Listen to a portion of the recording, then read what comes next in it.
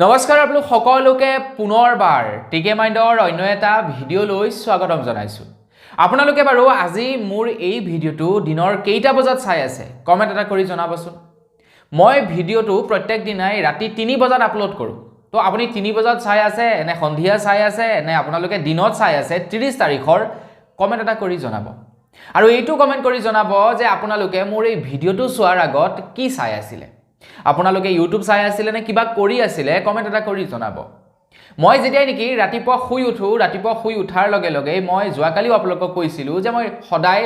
ৰাশিফল চাওঁ। আৰু ৰাশিফল চাওঁ মই এটা বিশেষ এপ্লিকেশ্যনত, আৰু সেই এপ্লিকেশ্যনটোৰ নাম হৈছে ৰাশিফল। সেই এপ্লিকেশ্যনটোত অসমীয়াত ৰাশিফল পোৱা যায়। আৰু তাতকৈ ইণ্টাৰেষ্টিং কথাটো হৈ গ'ল, মোৰ যিটো ৰাশিফল মই সেই ৰাশিফলৰে কেৱল ৰাশিফলটো চালেই হ'ল, বাকী ৰাশিফলবিলাক চোৱাৰ দৰকাৰ নাই। বেলেগৰ ৰাশিফল মোৰ কি দৰকাৰ, অকল মোৰ যি নেকি ৰাশিফল সেইটো মোক দৰকাৰ, গতিকে মই সেইটোকে ডাইৰেক্টলি চাব পাৰোঁ। বেলেগ ৰাশিফলসমূহ মোৰ চোৱাৰ দৰকাৰ নাই। অসমীয়াত লিখা থাকে, মই সুন্দৰকৈ পঢ়ি ল'ব পাৰোঁ। আৰু আটাইতকৈ ভাল কথাটো হৈ গ'ল, সেই এপছটোত মোৰ ৰাশিফলৰ যিখিনি কথা লিখা থাকে সেই অনুযায়ী মোৰ দিনটোৰ সৈতে প্ৰায়খিনি মিলি পৰে। আৰু মই বাস্তুশাস্ত্ৰ এইবিলাকত খুবেই বিশ্বাস কৰোঁ। তো আপোনালোকেও যদি মোৰ নিচিনা প্ৰত্যেক দিনে ৰাতিপুৱা যদি আপোনালোকৰ ৰাশিফলটি চায়, তেন্তে ভিডিঅ'ৰ ডেছক্ৰিপশ্যনত আপোনালোকক লিংক দিছোঁ, নতুবা আপোনালোকে যাব প্লে ষ্টৰত, তাত ৰাশিফল বুলি চাৰ্চ কৰিব, এপ্লিকেশ্যনটো ডাউনলোড কৰি ল'ব। এটা খুব সুন্দৰ এপ্লিকেশ্যন, আমাৰ অসমৰে হয়। যাওক, ডাউনলোড কৰক আৰু দিনটো আপোনালোকৰ ৰাশিফলটো এটা এপ্লিকেশ্যনতে চাই লওক। আগবাঢ়িছোঁ ইয়াৰ পাছৰটো খবৰ ফালে। ইয়াৰ পাছৰ খবৰটো ওলাইছে ষ্টেট বেংকৰ যিসকল লোকে নেকি ক্ৰেডিট কাৰ্ড ব্যৱহাৰ কৰে তেওঁলোকৰ কাৰণে। ক্ৰেডিট কাৰ্ড যিসকলে ব্যৱহাৰ কৰে তেওঁলোকে হয়তো জানে যে ক্ৰেডিট কাৰ্ডত বিভিন্ন সময়ত কোম্পানীসমূহে বিভিন্ন ডিছকাউণ্ট প্ৰদান কৰে, বিভিন্ন ৰিৱাৰ্ড পইণ্ট আপোনালোকক প্ৰদান কৰে ক্ৰেডিট কাৰ্ডত। আপুনি বাৰু কি বেংকৰ ক্ৰেডিট কাৰ্ড ব্যৱহাৰ কৰে কমেণ্ট এটা কৰি জনাব। যদি আপোনালোকে ষ্টেট বেংকৰ ক্ৰেডিট কাৰ্ড ব্যৱহাৰ কৰে তেন্তে আপোনালোকৰ কাৰণে এটা বেয়া খবৰ। আপোনালোকে এতিয়া 1 ডিচেম্বৰৰ পৰা অৰ্থাৎ অহাকালিৰে পৰা ক্ৰেডিট কাৰ্ডত আপোনালোকে কোনো ধৰণৰ ৰিৱাৰ্ড পইণ্ট নাপাব বুলি জনাইছে। মানে আপোনালোকে কোনো ধৰণৰ আপোনালোকে কেছবেক লাভ নকৰিব বহু ট্ৰানজেকশ্যনত। কিছু ট্ৰানজেকশ্যনত পাব, কিন্তু প্ৰায়বিলাক ট্ৰানজেকশ্যনতে আপোনালোকে ৰিৱাৰ্ড পইণ্ট বা কেছবেক নাপাব বুলি জনাইছে। ক্ৰেডিট কাৰ্ড ব্যৱহাৰ কৰোঁ আমি কি কাৰণে? সেই মজাটোৰ কাৰণে, কাৰণ আমি যেতিয়া নেকি অনলাইনত শ্বপিং কৰোঁ তেতিয়া বহুত পৰিমাণৰ আমাক কেছবেক দিয়ে। যদি কেছবেকটোৱেই নাথাকে তেন্তে ক্ৰেডিট কাৰ্ড ব্যৱহাৰ কৰাৰ মোৰ মতে মতলব নাই, কাৰণ ক্ৰেডিট কাৰ্ডত যথেষ্ট পৰিমাণৰ ইণ্টাৰেষ্ট লয়। আগবাঢ়িছোঁ ইয়াৰ পাছৰটো খবৰ ফালে। আমাৰ ভাৰতৰ পৰ্যটন মন্ত্ৰীয়ে জনাইছে যে আমাৰ ভাৰতবৰ্ষত পৰ্যটনস্থলীক উন্নীতকৰণ কৰিবৰ কাৰণে এতিয়া বিশেষ পদক্ষেপ হাতত লৈছে বুলি জনাইছে। আমাৰ ভাৰতবৰ্ষৰ প্ৰায় 40টা পৰ্যটনস্থলীক এতিয়া আন্তঃৰাষ্ট্ৰীয় পৰ্যায়ৰ লেভেলৰ কৰি তুলিব বুলি জনাইছে। মানে বাহিৰা দেশবিলাকৰ পৰ্যটনস্থলীবিলাক যিমান ডেভেলপ, ঠিক তেনেকুৱা ধৰণৰ ডেভেলপ কৰিব বুলি জনাইছে আমাৰ ভাৰতবৰ্ষৰ প্ৰায় 40টা পৰ্যটনস্থল, যাৰ জৰিয়তে নেকি অধিক টকাৰ উপাৰ্জন হ'ব, অধিক মানুহে ভিজিট কৰিবলৈ আহিব, অধিক মানুহে চাবৰ কাৰণে আহিব, যাৰ ফলত নেকি ভাৰত চৰকাৰৰ যথেষ্ট পৰিমাণৰ পইচা উপাৰ্জন হ'ব। আমাৰ ভাৰত চৰকাৰৰ পৰ্যটন মন্ত্ৰীয়ে জনাইছে যে ইয়াৰ বাবে আমাৰ ভাৰত চৰকাৰে প্ৰায় ৩,২৯৫ কোটি টকা খৰচা কৰিব বুলি জনাইছে। কিন্তু আটাইতকৈ দুখৰ খবৰটো হৈ গ'ল যে আমাৰ অসমৰ এটাও পৰ্যটনস্থলীত এই লিষ্টত পৰা নাই। মানে এই যি নেকি 40টা পৰ্যটনস্থল উন্নীত কৰিব বুলি কৈছে, তো তাৰ ভিতৰত আমাৰ অসমৰ এটাও পৰ্যটনস্থল কিন্তু পৰা নাই। তো সেইটো দুখ লাগিছে। বাৰু যি কি নহওক, আমাৰ ভাৰতবৰ্ষৰ বাকী প্ৰায় 40টা পৰ্যটনস্থলী উন্নীতকৰণ কৰা হ'ব বুলি জনাইছে। এতিয়া আমাৰ অসমত চাবহি লগা বস্তু বহুত আছে। যদি সেইবিলাক অসম চৰকাৰে অকণমান টকা খৰচা কৰিলেহেঁতেন, সেইবিলাকৰ ওপৰত যদি অলপমান মনোযোগ দিলেহেঁতেন, তেন্তে আমাৰ অসমৰো যথেষ্ট পৰিমাণৰ টকা উপাৰ্জন হ'লহেঁতেন। যেনে কাজিৰঙা, যেনে চিৰিয়াখানা, যেনে হৈ গ'ল আপোনাৰ মাজুলীখনৰ কথাকে যদি আপোনালোকক ক'বলৈ যাওঁ, এনেকুৱা বহুতো আছে। আপোনাৰ পবিতৰা অভয়াৰণ্য আছে, মানস অভয়াৰণ্য আছে, এনেকৈ বহুতো আছে যিবিলাকত নেকি চৰকাৰে অকণমান যদি গুৰুত্ব আৰোপ কৰে ন, তেন্তে পৰ্যটক আৰু বাঢ়িব আৰু আমাৰ অসমৰ ৰেভিনিউ আৰু আহিব পৰ্যটকৰ পৰা। আগবাইছোঁ ইয়াৰ পাছৰটো খবৰ ফালে আপোনালোকে হয়তো জানে যে বৰ্তমান সময়ত আমাৰ ভাৰত চৰকাৰ তথা অসম চৰকাৰে আমাৰ অসমত যদি ক'বলৈ যাওঁ বিশেষকৈ খেতিয়কসকলৰ পৰা ধান ক্ৰয় কৰে অসম চৰকাৰে আমাৰ অসমৰ কথা যদি ক'বলৈ যাওঁ অসম চৰকাৰে খেতিয়কসকলৰ পৰা ধানসমূহ ক্ৰয় কৰে বাহিৰা ৰাজ্যৰ কথা যদি ক'বলৈ যাওঁ বাহিৰা ৰাজ্যৰ চৰকাৰসমূহে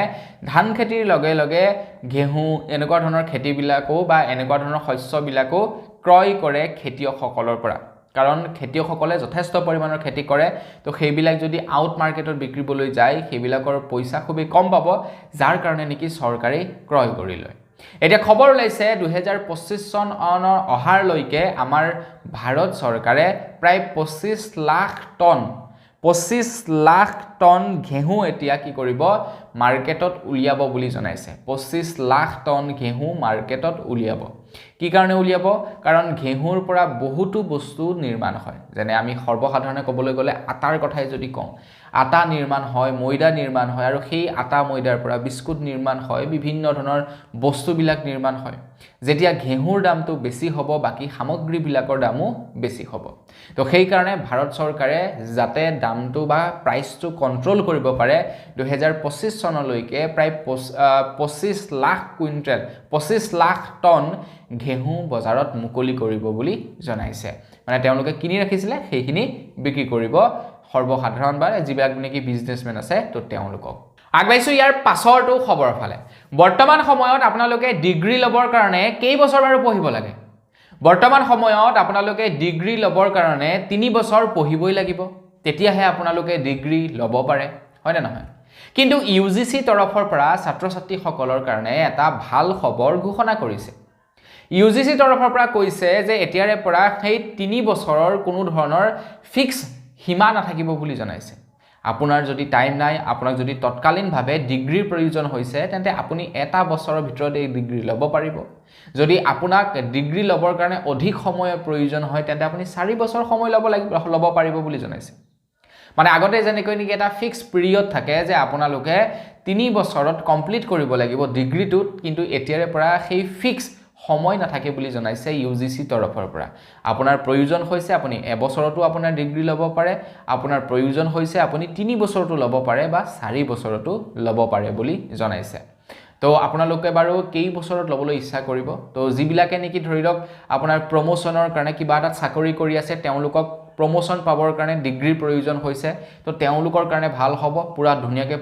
পঢ়ি এটা বছৰতে তেওঁলোকে ডিগ্ৰী লৈ ল'ব আৰু সেই ডিগ্ৰী আনি তেওঁলোকে কোম্পানীত জমা দিব আৰু তেওঁলোকৰ প্ৰমোচন হ'ব তো তেওঁলোকৰ কাৰণে কিন্তু যথেষ্ট পৰিমাণৰ লাভ হ'ব আগবাইছোঁ ইয়াৰ পাছৰটো খবৰ ফালে আমাৰ ভাৰতবৰ্ষত শিক্ষকৰ বাবে এটা এপ্লিকেশ্যন মুকলি কৰিলে যিটোৰ নাম হৈছে টিচাৰ এপ এইটো অৱশ্যে শিক্ষকসকলৰ কাৰণে নহয় এই এপছটো অৱশ্যে ছাত্ৰ ছাত্ৰী আৰু শিক্ষক উভয় দুয়োটা পক্ষৰ কাৰণেই এই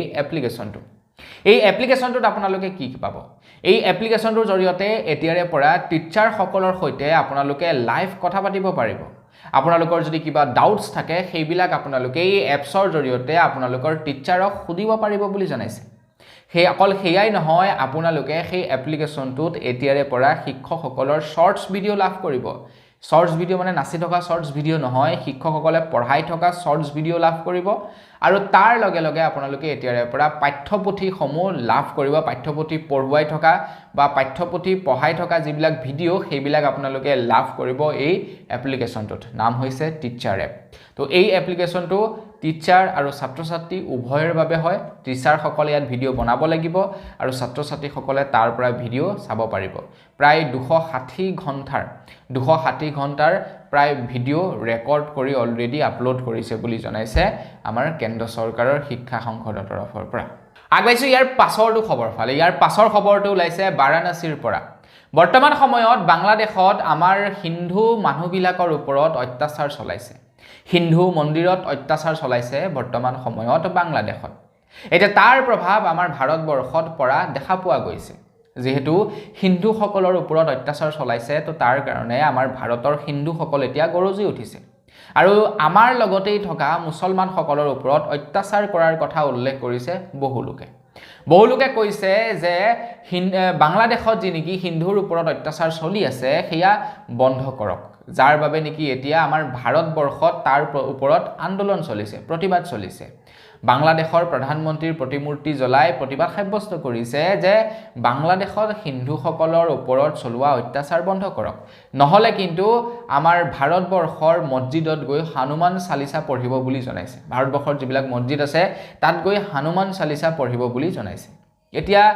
তেওঁলোকৰ মানুহ, তেওঁলোকৰ দেশ হয়, তেওঁলোক হিন্দু মানুহ, গতিকে সেই হিন্দু মানুহখিনিৰ কাৰণে ইয়াতে থকা ভাই বন্ধুৰ লগত কাজিয়া লগাৰ কি অৰ্থ থাকিলে? মইতো সেইটো বুজো। আপুনি কি বুজে নাজানো। মোৰ কথাটো হৈ গ'ল এইটো যে তেওঁলোকে আমাৰ পৰা গুচি গ'ল, যিহেতু আমাৰ লগত নাথাকো বুলি তেওঁলোকে তাতো বৰ্তমান আছে, বাংলাদেশত তেওঁলোক আছে। তো তেওঁলোকৰ ওপৰত অত্যাচাৰ হৈছে, সেইটো তেওঁলোকে মোৰ মতে সেটেল কৰিব লাগে। কাৰণ সেই মুছলমানসকলৰো তেওঁলোক ভাই বন্ধু। আমি যেনেকৈ মুছলমানসকলক ভাই বন্ধু বুলি ভাবোঁ, তো সেই মুছলমানসকলেও সেই হিন্দুসকলক ভাই বন্ধু বুলি ভাবিয়েই তেওঁলোকৰ যিবিলাক প্ৰব্লেম সেইবিলাক চাল্টাই দিব লাগে।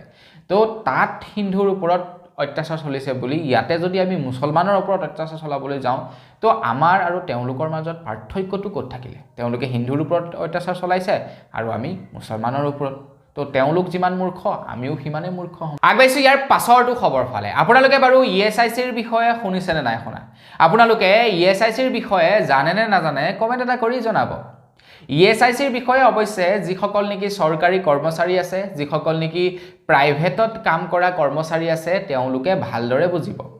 এই ESICৰ জৰিয়তে চৰকাৰী কৰ্মচাৰী বা প্ৰাইভেটত কাম কৰি থকা কৰ্মচাৰীসকলে ঘৰৰ মাক দেউতাকৰ লগতে কৰ্মচাৰীজনৰ চিকিৎসা একেবাৰে বিনামূলীয়াকৈ কৰিব পাৰে যিকোনো হস্পিটেলত। যেনেকৈ নেকি আমি আয়ুষ্মান কাৰ্ডৰ জৰিয়তে বিনামূলীয়া চিকিৎসা কৰিব পাৰোঁ, ঠিক তেনেকৈ ESICৰ জৰিয়তেও চৰকাৰী যিসকল নেকি কাম কৰা মানুহ আছে, যিসকল নেকি প্ৰাইভেটত কাম কৰা মানুহ আছে, তো তেওঁলোকে বিভিন্ন হস্পিটেলত, বিভিন্ন প্ৰাইভেট হস্পিটেলত বিনামূলীয়া চিকিৎসা ল'ব পাৰে এই ESICৰ ফেচিলিটিৰ জৰিয়তে। এটা কেন্দ্ৰ চৰকাৰৰ ফালৰ পৰা জনাইছে যে ESIC আৰু আয়ুষ্মান ভাৰত এই দুয়োখন আঁচনিকে একলগ কৰিব বুলি কৈছে, দুয়োখন আঁচনিকে একেলগতে মাৰ্জ কৰিব বুলি জনাইছে, যিহেতু দুয়োখনৰ কাম একেই। কিন্তু ESICখনৰ কথা হৈ গ'ল যে আমিবিলাকে তাৰ সুবিধা ল'ব নোৱাৰোঁ, সৰ্বসাধাৰণ মানুহে তাৰ সুবিধা ল'ব নোৱাৰোঁ, আমি ল'ব পাৰোঁ আয়ুষ্মান ভাৰতৰ সুবিধা। আৰু সেই সুবিধা লাভ কৰে কোনে? চৰকাৰী চাকৰিয়ালসকলে বা প্ৰাইভেটত জব কৰা লোকসকলে। কিন্তু দুয়োখনকে এতিয়া মাৰ্জ কৰিব বুলি জনাইছে কেন্দ্ৰ চৰকাৰৰ ফালৰ পৰা। আগবাঢ়িছোঁ ইয়াৰ পাছৰটো খবৰ ফালে। এতিয়া ঠাণ্ডাৰ বতৰ। ঠাণ্ডাৰ বতৰত কুঁৱলী পৰে। ৰাতিপুৱা বা সন্ধিয়া পৰত যদি আমি গাড়ীখন বা বাইকখন লৈ যাওঁ, তেনেহ'লে ঘন কুঁৱলীৰ ফলত আমি সন্মুখত যদি কিবা এটা গৈ থাকে, সেই বস্তুটো পটককৈ প্ৰত্যক্ষ কৰিব নোৱাৰোঁ বা দূৰৰ পৰা আমি প্ৰত্যক্ষ কৰিব নোৱাৰোঁ। যাৰ কাৰণে নেকি কুঁৱলীৰ ফলত বিভিন্ন সময়ত এক্সিডেণ্ট হোৱা দেখা পোৱা যায়। যোৱা বছৰ আমাৰ অসমতে হৈছিলে এটা ভয়ানক এক্সিডেণ্ট, যিটো এক্সিডেণ্টত বহুতো লোকৰ প্ৰাণহানি হৈছিলে। সেই এক্সিডেণ্ট হৈছিলে মাৰ্ঘেৰিটাৰ পৰা আনি থকা এখন কয়লা গাড়ীৰ সৈতে। মনত আছেনে আপোনালোকৰ? এখন বাছৰ যে এক্সিডেণ্ট হৈছিলে যোৱা বছৰৰ ঘটনা। তো সেই এক্সিডেণ্টটো কুঁৱলীৰ কাৰণে হৈছিলে। তো কুঁৱলীৰ কাৰণে আমাৰ ভাৰতবৰ্ষত এক্সিডেণ্ট সঘনাই হৈ থাকে। এতিয়া পৰিবহণ বিভাগৰ তৰফৰ পৰা এটা নিৰ্দেশনা জাৰি কৰিছে। এইটো নিয়ম নহয় অৱশ্যে, এইটো আপোনালোকক এটা ছাজেষ্ট কৰিছে যে পৰাপক্ষত আপোনালোকে এই যি নেকি আপোনাৰ শীতকালীন সময়ছোৱাত আপোনালোকে পৰাপক্ষত গাড়ীৰ পাছফালে বা গাড়ীৰ আগফালে আপোনালোকে কি কৰিব? ৰিফ্লেক্টিভ টেপ লগাব। ৰিফ্লেক্টিভ টেপ, যিটোত নেকি কি হয়, আপোনাৰ ফ্ৰণ্টত যদি কোনো এখন গাড়ী গৈ আছে, গাড়ীখন যেনিবা আপোনালোকে প্ৰত্যক্ষ কৰিব পৰা নাই, কিন্তু তেখেতে যদি সেই ৰিফ্লেক্টিভ টেপটো লগাই থৈ দিয়ে, তো আপোনালোকৰ গাড়ীৰ পোহৰটো যেতিয়া নেকি সেই গাড়ীখনত পৰিব, অট'মেটিকলি ৰিফ্লেক্ট কৰিব। তো তাৰ ফলত আপোনালোকে গম পাব যে আগফালে কিবা এখন গৈ আছে। গতিকে সকলোকে লগাবৰ কাৰণে অনুৰোধ কৰিছে, যাতে আগফালে গৈ থকা ব্যক্তিজনক বা আগফালে গৈ থকা গাড়ীয়ে হওক বা বাইকে হওক আমি যাতে প্ৰত্যক্ষ কৰিব পাৰোঁ আঁতৰৰ পৰা, তো আমাৰ যাতে ছেফ হয়, এক্সিডেণ্ট যাতে নহয়, তো তাৰ কাৰণে ৰিফ্লেক্টিভ টেপ লগাবৰ কাৰণে অনুৰোধ কৰিছে। আগবাঢ়িছোঁ ইয়াৰ পাছৰটো খবৰ ফালে। ইয়াৰ পাছৰ খবৰটো ওলাইছে বিজেপিৰ এজন নেতা ভূপেন্দ্ৰ সিঙৰ ওপৰত। তো ভূপেন্দ্ৰ সিঙৰ এটা কোম্পানী আছে আৰু সেই কোম্পানীটোত মানুহক পইচা ইনভেষ্ট কৰিবৰ কাৰণে এনেকুৱা লেভেলত তেওঁ মানে প্ৰলোভন দিছিলে, যাৰ বাবে বহুতো মানুহে পইচা ইনভেষ্ট কৰিলে। যেনেকৈ নেকি চুমি, বিশাল, তাৰ্কিক এইবিলাকে আমাৰ অসমত এক বিশেষ মানে ট্ৰেডিং কেলেংকাৰীৰ সৃষ্টি কৰিছিলে, এক বিশেষ মায়াজাল সৃষ্টি কৰিছিলে। ঠিক তেনেকৈ সেই ভূপেন্দ্ৰ সিং নামৰ ব্যক্তিজনেও তেখেতৰ কোম্পানীটোত পইচা ইনভেষ্ট কৰিবৰ কাৰণে মানুহক প্ৰলোভিত কৰিছিলে, মানুহবিলাকক কৈছিলে যে আপোনালোকে 3 বছৰৰ কাৰণে পইচা ইনভেষ্ট কৰক মোৰ কোম্পানীটোত আৰু আপোনালোকে 3 বছৰত ডাবল পইচা লৈ যাওক যদি 6 লাখ টকা লগাইছে আপোনালোকে 12 লাখ পাব মানে ডাবল পইচা লৈ যাওক মানে 3 বছৰত পইচা ডাবল পলিচি তেওঁলোকে উলিয়াইছিলে কিন্তু দুৰ্ভাগ্যবশতঃ আপোনাৰ তেখেত ধৰা পৰিলে CIDয়ে ৰেড মাৰিলে এতিয়া হয়তো তেখেতে জেলত যাব লাগিব পাৰে আগবাইছো ইয়াৰ পাছৰটো খবৰ ফালে ইয়াৰ পাছৰ খবৰটো ওলাইছে অগ্নিনাভ মন্দিৰৰ ওপৰত তো আপোনালোকেতো নিশ্চয় অগ্নিনাভ মন্দিৰৰ বিষয়ে ভালদৰে জানে নাজিৰাৰ সেই মন্দিৰ ভাগৰ বিষয়ে হয়তো চাগে খুব কম মানুহ আছে নজনাকৈ থকা তো অগ্নিনাভ মন্দিৰৰ যি ভাগ নেকি শিৱ বাবাৰ মূৰ্তি আছিলে সেই শিৱ বাবাৰ মূৰ্তিৰ ভাগ এজন ব্যক্তিয়ে চুৰি কৰি নিছিল আৰু খবৰ লোৱা অনুসৰি চুৰি কৰা ব্যক্তিজন আছিলে এজন মুছলমান ব্যক্তি তেখেতক বাৰু বৰ্তমান সময়ত এৰেষ্ট কৰিছে অসম আৰক্ষীয়ে আগবাইছো ইয়াৰ পাছৰটো খবৰ ফালে বৰ্তমান সময়ত লোকসভাত শীতকালীন অধিৱেশন চলি আছে তো শীতকালীন অধিৱেশন চলি থকাৰ চতুৰ্থ দিনা অৰ্থাৎ বৃহস্পতিবাৰৰ দিনাখনেও সদন স্থগিত ৰাখিলে বুলি জনাইছে ইয়াৰ একমাত্ৰ কাৰণ হৈছে আদানী গ্ৰুপৰ ওপৰত উঠা প্ৰশ্ন তো আদানী গ্ৰুপৰ ওপৰত বৰ্তমান সময়ত বহুতো প্ৰশ্ন উঠিছে বহুতো এলিগ্ৰেশ্যন লগাইছে তো যিবিলাকৰ ওপৰত নেকি প্ৰশ্ন উত্থাপন কৰিছিলে বিৰোধী পাৰ্টিয়ে আৰু যাৰ বাবে নেকি সদন স্থগিত ৰাখিলে এতিয়া আদানী গ্ৰুপৰ ওপৰত ইমান মৰম কিয় ভাৰত চৰকাৰৰ বা ইমান চেনেহ কিয় ভাৰত চৰকাৰৰ আদানী গ্ৰুপৰ ওপৰত প্ৰশ্ন উঠোৱাৰ বাবে বিভিন্ন হাই হুলস্থুল হ'ল আৰু হাই হুলস্থুল হোৱাৰ বাবেই সদন স্থগিত ৰাখিব লগা হ'ল আদানীৰ ওপৰত ইমান মৰম কিয় ভাৰত চৰকাৰৰ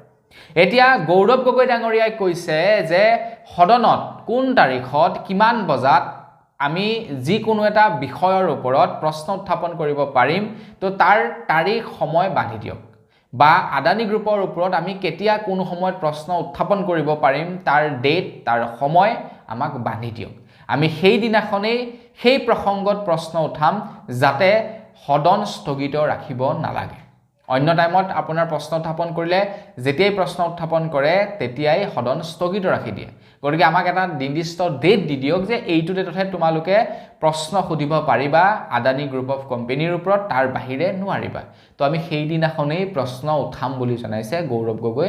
ডাঙৰীয়াই আগবাইছো ইয়াৰ পাছৰটো খবৰ ফালে আহি আছে আলি আই লিগাং বৰ্তমান সময়ত আমাৰ অসমত প্ৰায় 11খন ডিষ্ট্ৰিক্টত আলি আই লিগাঙৰ বাবে সম্পূৰ্ণ বন্ধৰ ঘোষণা কৰিছে এতিয়া আলি আই লিগাংটো কোনো বিহাৰী কোনো মাৰোৱাৰী কোনো বেংগলী সম্প্ৰদায়ৰ কোনো ধৰণৰ এইটো উৎসৱ নহয়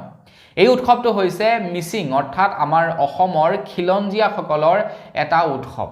তো মোৰ মতে অসমৰ খিলঞ্জীয়া তথা অসমীয়াৰ এই যিহেতু এইটো এটা উৎসৱ গতিকে মোৰ মতে যেনেকৈ নেকি বহাগ বিহু যেনেকৈ নেকি দুৰ্গা পূজা যেনেকৈ নেকি অন্যান্য বিভিন্ন উৎসৱ পাৰ্বণত বন্ধ দিয়ে মোৰ মতে আলি আই লিগাংটোতো গোটেই অসমখনতে বন্ধৰ ঘোষণা কৰিব লাগে কিন্তু অসম চৰকাৰে কেৱল 11খন ডিষ্ট্ৰিক্টতহে বন্ধৰ ঘোষণা কৰিছে এতিয়া মোৰ যেনেকৈ নেকি প্ৰশ্ন উদয় হৈছে যে অসম চৰকাৰে কি মিচিংসকলক বেয়া পায় নেকি কিয় মিচিংসকলৰ আলি আই লিগাংটো গোটেই অসমখনতে বন্ধৰ ঘোষণা কৰা নাই তো সেই প্ৰশ্ন এতিয়া উত্থাপন হৈছে মিচিং সমাজৰ মাজত এতিয়া মিচিং সমাজৰ মিচিং জনগোষ্ঠীয় সচেতন সমাজে প্ৰশ্ন উত্থাপন কৰিছে অসমৰ মুখ্যমন্ত্ৰী ডক্টৰ হিমন্ত বিশ্ব শৰ্মা দেৱৰ ওপৰত তেখেতলোকে ডক্টৰ হিমন্ত বিশ্ব শৰ্মা দেৱৰ এই সিদ্ধান্তত সন্তুষ্ট নহয় মন্ত্ৰী হিমন্ত বিশ্ব শৰ্মা দেৱক আহ্বান জনাইছে যাতে গোটেই অসমখনতে বন্ধৰ ঘোষণা কৰি দিয়ে যদি ছট পূজা যদি দুৰ্গা পূজাত গোটেই অসমখনতে বন্ধ দিব পাৰে যদি হে কালী পূজাত গোটেই অসমখনতে বন্ধ দিব পাৰে মোৰ মতে আলি আই লিগাঙতো গোটেই অসমখনতে বন্ধ ঘোষণা কৰিব পাৰে বিশেষকৈ চৰকাৰী চাকৰিয়ালসকলক গোটেই অসমখনতে বন্ধৰ ঘোষণা কৰি দিব পাৰে এইটো নহয় যে কেৱল এই 11খন ডিষ্ট্ৰিক্টতহে মিচিংসকল আছে বাকি ডিস্ট্ৰিক্ট কেইখনতো আছে বাকি ডিস্ট্ৰিক্ট কেইখনতো তেওঁলোকে কাম বন কৰি আছে আপোনালোকে এনেকুৱা এখন ডিস্ট্ৰিক্ট দেখাব পাৰিব নেকি যিখন ডিস্ট্ৰিক্টত এজন হলেও মিচিং মানুহ নাই প্ৰত্যেকখন ডিস্ট্ৰিক্টতে আছে গতিকে তেওঁলোকৰ কাৰণেটো বন্ধা হেদো আগবাইছো ইয়াৰ পাছৰটো খবৰ ফালে বৰ্তমান সময়ত ঝাৰখণ্ডৰ মুখ্যমন্ত্ৰী ৰূপে শপত গ্ৰহণ কৰিছে হেমন্ত সোৰেনে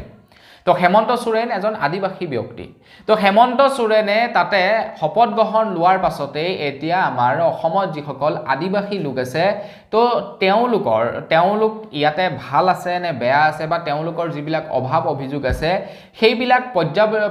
পৰ্যালোচনা কৰিবৰ কাৰণে হেমন্ত সোৰেনৰ তৰফৰ পৰা এতিয়া ঝাৰখণ্ডত এখন বিশেষ কমিটি গঠন কৰিছে বুলি জনাইছে এখন বিশেষ কমিটি গঠন কৰিছে যিখন কমিটিয়ে আমাৰ অসমত থকা আদিবাসীসকলৰ ওপৰত ষ্টাডি কৰিব বুলি জনাইছে আৰু তেখেতে সদনত উত্থাপন কৰিব পাৰিব আমাৰ অসমৰ আদিবাসীসকলৰ ওপৰত কেনেকুৱা কি হৈছে কেনেকুৱা নাই হোৱা আদিবাসীসকলে উপযুক্ত সা সুবিধা লাভ কৰিছে নে নাই কৰা এইবিলাকক লৈ এতিয়া দায়বদ্ধ ঝাৰখণ্ডৰ মুখ্যমন্ত্ৰী হেমন্ত সোৰেন তো আপুনি যদি এজন আদিবাসী ব্যক্তি তেন্তে লাইক এটা কৰিবলৈ কিন্তু নাপাহৰিব আগবাইছো ইয়াৰ পাছৰটো খবৰ ফালে ইয়াৰ পাছৰ খবৰটো ওলাইছে উত্তৰ প্ৰদেশৰ বৰেলি ডিষ্ট্ৰিক্টৰ পৰা আপোনালোকে বাৰু ঠাণ্ডাৰ দিনত গিজাৰ ব্যৱহাৰ কৰে নেকি কমেন্ট এটা কৰি জনাব আপোনাৰ গিজাৰটো যদি নতুন এই বছৰ যদি আপোনালোকে লৈছে কোনো কথা নাই কিন্তু আপোনালোকৰ গিজাৰটো যদি বহু বছৰৰ পৰা ব্যৱহাৰ কৰি আছে তেন্তে আপোনালোকৰ গিজাৰটো এতিয়াই সাৰ্ভিসিং কৰক কিন্তু উত্তৰ প্ৰদেশৰ বৰেলিত এটা ঘটনা সংঘটিত হৈছে গিজাৰ বিস্ফোৰণ হৈ এগৰাকী নবোৱাৰীৰ মৃত্যু হৈছে বুলি খবৰ ওলাইছে বিয়া হোৱাৰ 5 নম্বৰ দিনাখনেই বোৱাৰীগৰাকীয়ে গা ধুবলৈ গৈছিল 22 নৱেম্বৰ তাৰিখৰ দিনাখন বিয়া হৈছিল আৰু 27 নৱেম্বৰ তাৰিখৰ দিনাখনৰ ঘটনা 27 নৱেম্বৰ তাৰিখৰ দিনাখন নবোৱাৰীজনীয়ে গা ধুবলৈ গৈছিল আৰু গিজাৰটো অন কৰাৰ পাছতে এটা ব্লাষ্ট হ'ল এটা ধামাকা হ'ল আৰু তাৰ পাছত বোৱাৰীজনী হঠাতে মৃত্যু হয় বুলি জনাইছে গতিকে আপোনালোকৰ ঘৰতো যদি গিজাৰ ব্যৱহাৰ কৰে গিজাৰটো আপোনালোকে সাৰ্ভিসিং কৰাই ল'ব ব্যৱহাৰ কৰাৰ আগত মইও এটা গিজাৰ বহাম বুলি ভাবি আছিলো কিন্তু সেইবিলাকৰ কাৰণে ভয় লাগে কিছু ক্ষেত্ৰত ভয় লাগে এই কাৰণে যে গিজাৰটোলে কেতিয়াবা কাৰেন্ট আহি থাকে তো সেই কাৰণে ভয় লাগে মানে যেটো পানী হৈছে এটা বিৰাট মানে আপোনাৰ ওয়াটাৰ এই প্ৰবাহ কৰিব মানে কাৰেন্ট প্ৰবাহ কৰিব পৰা এটা ভাল সোৰ্সেস পানীটো হেৰি কাৰণে কাৰেন্টৰ কাৰণে গতিকে বহু ক্ষেত্ৰত বুলে কি হয় আপোনাৰ কাৰেন্ট আহি মানুহ মৰে তো সেই কাৰণে অকনমান ভয়ও লাগে তো আপোনালোকে ব্যৱহাৰ কৰিছে নে নাই কৰা কিমান বছৰৰ পৰা ব্যৱহাৰ কৰি আছে কমেন্ট এটা কৰি জনাব আগবাইছো ইয়াৰ পাছৰটো খবৰ ফালে প্ৰদূষণৰ সংখ্যা দিনক দিনে বাঢ়ি গৈছে প্ৰদূষণৰ মাত্ৰা দিনক দিনে বাঢ়ি গৈছে আমাৰ ভাৰতবৰ্ষত অকল ভাৰতবৰ্ষতেই প্ৰদূষণৰ মাত্ৰা বৃদ্ধি পোৱা নাই ভাৰতবৰ্ষৰ লগতে গোটেই বিশ্বতে প্ৰদূষণৰ মাত্ৰাটো বাঢ়ি গৈছে এটা খবৰ ওলাইছে যে আমাৰ ভাৰতবৰ্ষ আমাৰ বিশ্বত হেনো প্ৰত্যেক বছৰে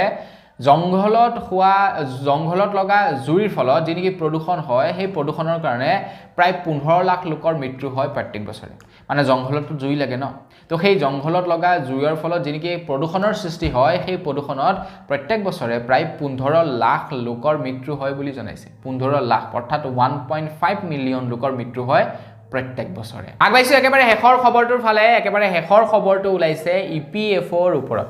যিসকল লোকে চৰকাৰী চাকৰি কৰে বা যিসকল লোকে নেকি প্ৰাইভেট সেক্টৰত কাম কৰে তো তেওঁলোকক পেনশনৰ বাবে বা তেওঁলোকক চৰকাৰৰ ফালৰ পৰা কি কৰে ইপিএফঅত পইচা জমা কৰি দিয়ে সাপোজ আপুনি কোনো এটা কোম্পানীত কাম কৰি আছে XYZ আপোনালোকে যেনিবা ধৰি লওক আপোনালোকে ভিভো কোম্পানীত কাম কৰি আছে বা অপো কোম্পানীত কাম কৰি আছে ঠিক আছে বা আপোনালোকে ৰিয়েলমি কোম্পানীত কাম কৰি আছে তো ৰিয়েলমিয়ে কি কৰে আপোনালোকক এটা স্যালাৰি প্ৰদান কৰে বুলি ইয়াক 15000 টকা স্যালাৰি তো 15000 টকাটোৱে আপোনাক ডাইৰেক্ট কি কৰে বেংকৰ একাউণ্টত ভৰাই নিদিয়ে তো সেই 15000 টোৰ পৰা তেওঁলোকে কি কৰে পিএফত জমা কৰিবৰ কাৰণে অলপমান টকা কাটে টিডিএছ বুলি অলপমান কাটে ট্যাক্স বুলি অলপমান কাটে তো তেওঁলোকে কাটি আপোনাৰ বোলে একাউণ্টত 12000 টকা পইচা কমায় তো এই যে পেনশনৰ কাৰণে টকাটো কাটিলে সেই টকাটো কি কৰে প্ৰত্যেকটো কোম্পানীয়ে এজন এমপ্লয়ক ইপিএফত ভৰাই দিয়ে এমপ্লয়মেন্ট প্ৰভিডেন্ট ফান্ড নে কি বুলি আছিল ফুল ফৰ্মটো তাত মানে ভৰাই দিয়ে যাতে সেই পইচাটো আপোনালোকে 60 বছৰ পাৰ হোৱাৰ পাছত পেনশন হিচাপে লাভ কৰি থাকে এটা সেই পইচাটো আপোনালোকে আগতীয়াকেও উলিয়াব পাৰে কিন্তু 60 বছৰলৈকে যদি থাকে সেই পইচাটো আপোনালোকে পেনশন হিচাপে লাভ কৰি থাকে এটো চৰকাৰী হওক বা বেচৰকাৰী হওক সকলো ক্ষেত্ৰতে একেই হয় এতিয়া আপোনালোকৰ সেই পইচাটো কি হয় আপোনাৰ দৰমহা যিমান তাৰ 12% ডিপোজিট হয় আপোনাৰ দৰমহা যদি 1 লাখৰ 12% যিমান হ'ব অৰ্থাৎ 12000 টকা আপোনাৰ ইপিএফত জমা হয় বা 10000 টকা হলে আপোনালোকৰ 1200 টকা ইপিএফৰ খাতাত আপোনালোকৰ জমা হ'ব মানে 12% জমা হয় আপোনালোকৰ নেট স্যালাৰি মানে স্যালাৰি 12% পইচা জমা হৈ থাকে এতিয়া কেন্দ্ৰ চৰকাৰৰ ফালৰ পৰা জনাইছে যে আপুনি যদি ইচ্ছা কৰে 12%ৰ পৰিৱৰ্তে 20% বা 30% পইচা যদি জমা কৰিম বুলি ভাবে তো সিমানটো টকা আপোনালোকে জমা কৰিব পাৰিব বুলি জনাইছে ইপিএফঅ'ৰ একাউণ্টত। তো এইটো আমাৰ কাৰণে খুবেই ভাল খবৰ। তো আজিৰ ভিডিঅ' জনাবলগীয়া খবৰ ইমানকেইটা আছিলে। খবৰকেইটা জানি কেনেকুৱা লাগিলে কমেণ্ট কৰি জনাব। যদি ভাল লাগিলে লাইক এটা কৰিব, চেনেল যদি ছাবস্ক্ৰাইব কৰা নাই ছাবস্ক্ৰাইব কৰি ল'ব। পুনৰ এটা ভিডিঅ' লগ পোৱাৰ আশা থাকিলে বিদায় মাগিছোঁ। ধন্যবাদ। জয় অসম।